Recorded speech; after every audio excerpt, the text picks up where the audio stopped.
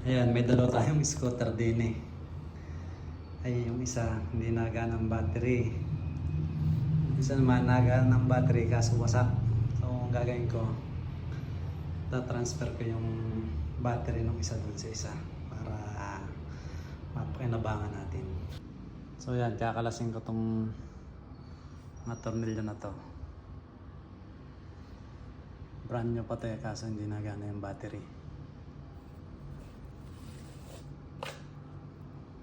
Okay, kalasin natin.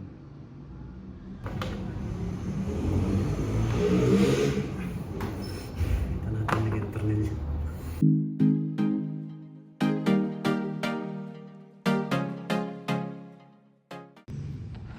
So yan ang loob niya. Kalasin lang natin to.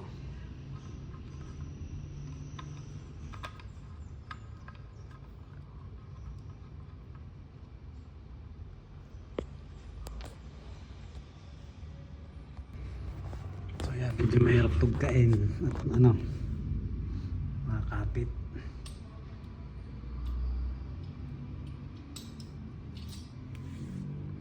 Saan natin ito?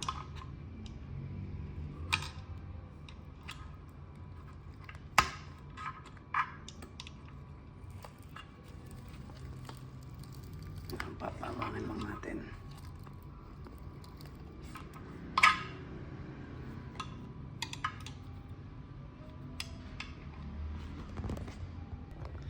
Ito siya after matanggal. Double-sided tape. So yan.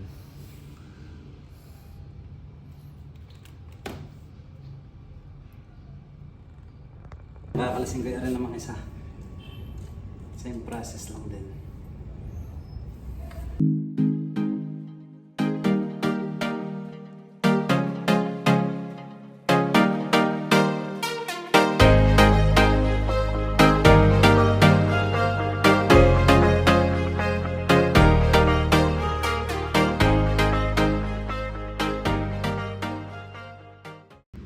Yan, nakakabit na natin ulit din eh.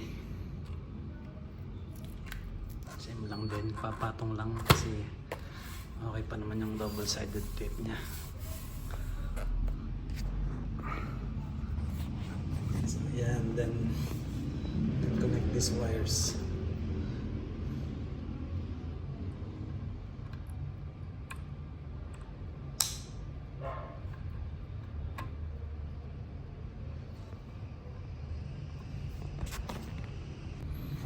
Tingnan natin kung may charge pa. Ayun. May power. Very good.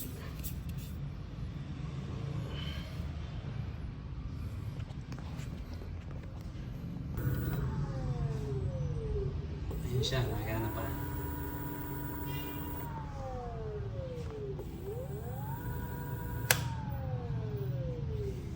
Very good, very good. So yan, babalik na natin itong mga tornilyo isa-isa. Medyo madami na naman siya.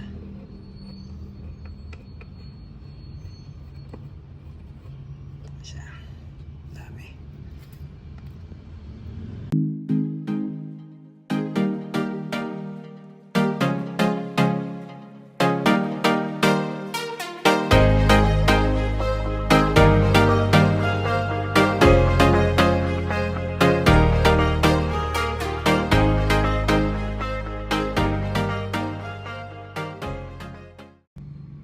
Siya, gawa na. Lilinisin na lang. Scooter na tayo.